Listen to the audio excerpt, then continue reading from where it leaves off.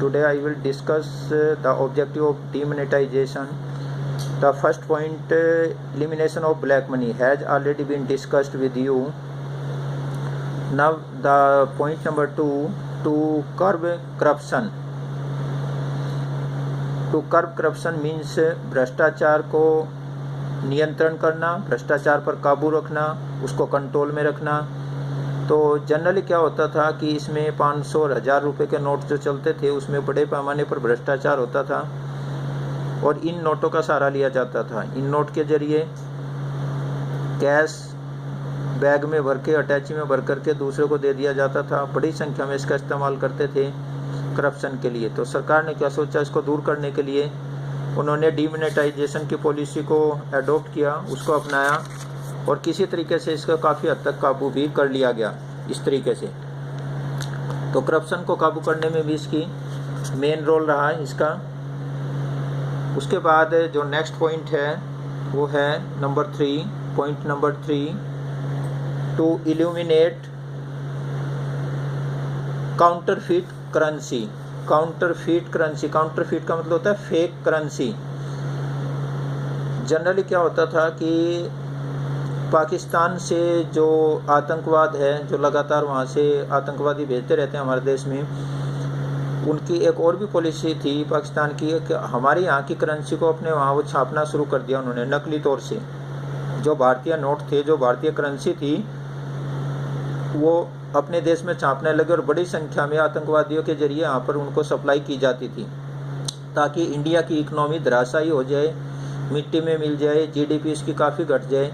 इस कारण से भी उन्होंने बड़ी मात्रा में फेक करेंसी वहाँ से भिजवाई। सीमा पार से बड़ी मात्रा में कई करोड़ रुपए आते थे जम्मू कश्मीर के रास्ते और फेक करेंसी हमारे देश में आनी शुरू होगी। ये नहीं पता चलता था 500 का नोट असली है नकली है, 1000 रुपये का नोट असली है नस्ली है।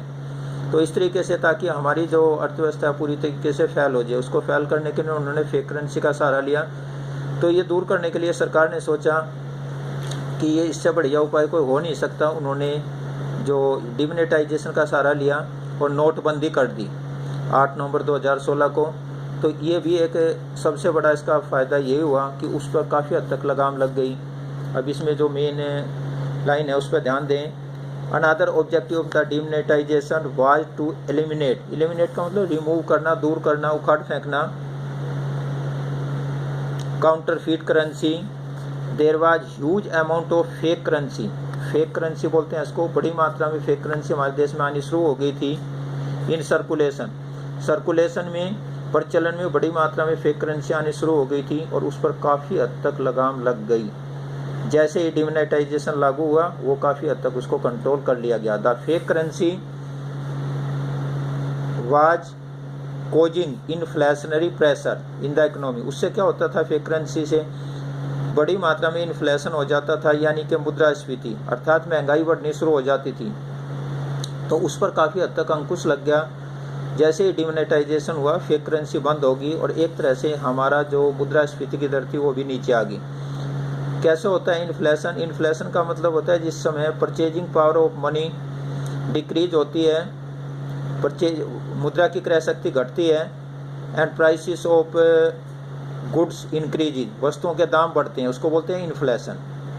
जिस समय वस्तुएं महंगी होनी शुरू हो जाती हैं और मुद्रा की क्रय शक्ति घट जाती है, the purchasing power of money decreases